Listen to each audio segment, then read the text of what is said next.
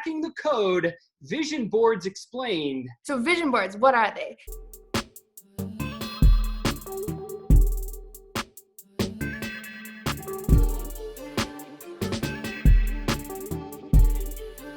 They add clarity to our dreams and help us concentrate and focus on specific life goals. So if you want to make it simple, we could just say that you can keep your attention, it helps you keep your attention on your intentions. Have you ever thought about, okay, I want a new vehicle. This has happened for me. I wanted a Jeep Renegade. That's exactly what I wanted. Well, have you noticed that when you want something, you start seeing it? Like when I wanted a Jeep Renegade, I was focused on that Jeep Renegade. Like, I'm going to get one, dang it. And all of a sudden, there's Jeep Renegades all over the place. I would notice, okay, did everybody go to the store and just buy one the same day that I decided I wanted one, or what? Well, here's the thing. It's my focus is on exactly what I wanted.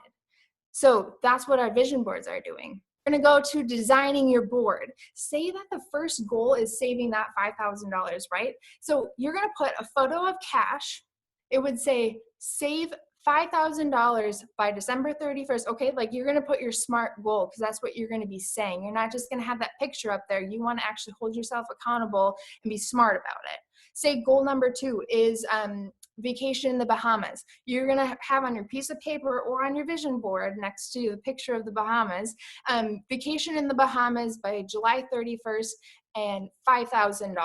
Why $5,000? Because you're going to figure out how much the resort is, how much the flight is. You're going to put everything in together because you really mentally need to know what the total is, and then you're going to go for it. That's a smart way to do it. I want to share with you guys. I'm sure all of you know about this gentleman, but we'll just start out this way. So there was a little boy, and he was at school one day, and the teacher passed out homework or whatever it was, and it said, what do you want to be when you grow up? This little boy, he wrote down that he wants to be on TV to make people laugh. Turned in the piece of paper, the teacher looks over it, the teacher comes back up to him and said, hey, why did you write this? You need to take this home, talk with your parents, and you need to figure out, be realistic. What do you want to be when you grow up? The little boy is crushed, right? He takes it home. He gives it to his mom. He's like, Mom, this is what I want to be. And she's like, okay, no, you need to be realistic. Write down what it is that you want to be. What do you want to be when you grow up? Dad gets home, and I think he actually brought him to bed. Dad, this is what I wrote down. And I want to be on TV. I want to make people laugh. That's what I want to be when I grow up. And the father told him to take that piece of paper and you read that piece of paper every morning and night. You believe in yourself. Every morning and night, I want you to read that out loud. Guess who that little boy is? Steve Harvey. He's on TV making people laugh. Here's another one.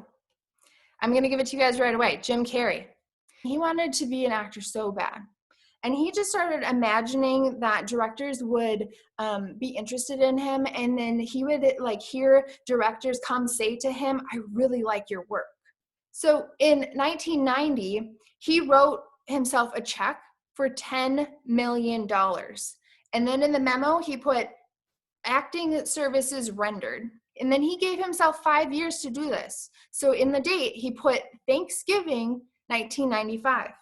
He carried this check that he wrote himself in his wallet. Yes, they said, I was reading all this, and they said that it did deteriorate over time, but every single time he was in his wallet, he would see it, right? He was reminded of it.